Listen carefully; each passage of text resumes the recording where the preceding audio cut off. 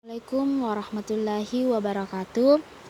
Perkenalkan, nama saya Nur Hikmah dari kelas MAN 19B dengan NIM 105721105 Di sini saya akan menjelaskan sedikit mengenai karakteristik perusahaan manufaktur dan struktur biaya.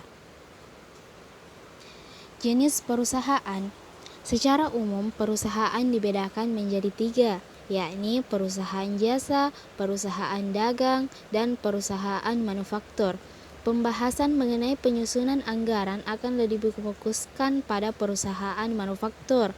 Perusahaan manufaktur memiliki beberapa ciri berbeda dengan perusahaan jasa dan dagang. Ciri khusus tersebut berkaitan dengan jenis persediaan maupun jenis dan struktur biaya. Jenis persediaan di perusahaan manufaktur ada 3. Yang pertama, persediaan bahan baku atau barang mentah. Bahan baku merupakan salah satu jenis persediaan yang pertama dan merupakan bahan yang wajib dan harus ada, karena tanpa adanya bahan baku, maka barang tidak akan selesai dibuat. Manajemen persediaan juga harus memastikan adanya stok bahan baku untuk proses produksi. Yang kedua adalah persediaan barang dalam proses atau barang setengah jadi, yang dimana tidak sedikit perusahaan yang akan mengirimkan suatu barang setengah jadi atau barang dalam proses ini ke pabrik yang lainnya untuk dapat dilanjutkan menjadi barang jadi. Manajemen persediaan ini memperhitungkan seberapa besar barang dalam proses ini diteruskan supaya bisa memenuhi permintaan pasar dan sesuai dengan jadwal produksi. Dan yang ketiga adalah persediaan barang jadi.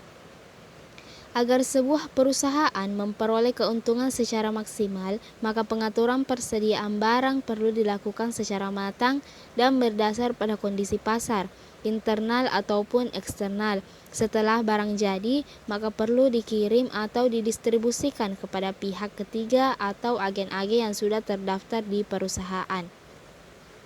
Kemudian, jenis pengelompokan biaya.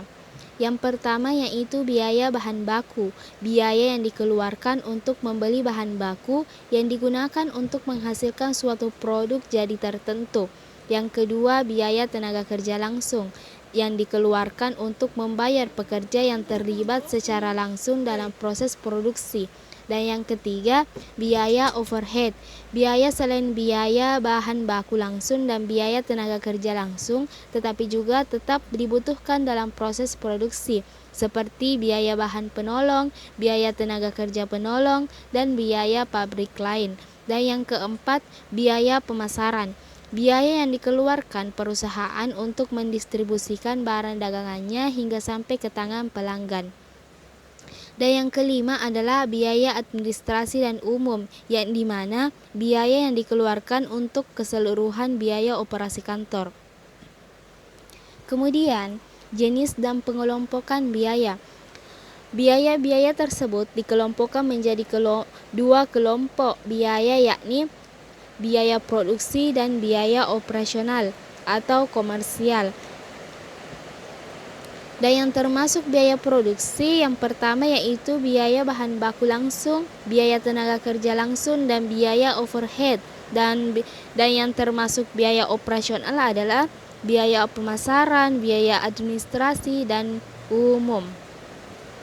Kemudian, yang termasuk perilaku biaya ada 3. Yang pertama, biaya variabel, yang dimana biaya yang akan berfluktuasi sejalan dengan perubahan tingkat aktivitas perusahaan. Tingkat aktivitas dapat berubah volume produksi, volume pemasaran, jumlah jam kerja, ataupun ukuran aktivitas yang lain. Yang termasuk dalam kelompok ini adalah biaya bahan baku, biaya tenaga kerja langsung, sebagian biaya overhead pabrik, sebagian biaya pemasaran. Biaya tetap. Yang kedua adalah biaya tetap, yang dimana biaya yang relatif tidak akan berubah walaupun terjadi perubahan tingkat aktivitas dalam batas tertentu. Yang termasuk dalam kelompok ini adalah sebagian biaya overhead, sebagian biaya pemasaran, dan biaya administrasi dan umum. Dan yang ketiga adalah biaya biaya pemasaran, yang dimana biaya yang sebagian mengandung komponen variabel dan sebagian lagi mengandung sifat tetap. Mungkin hanya itu yang dapat saya sampaikan pada video kali ini. Terima kasih.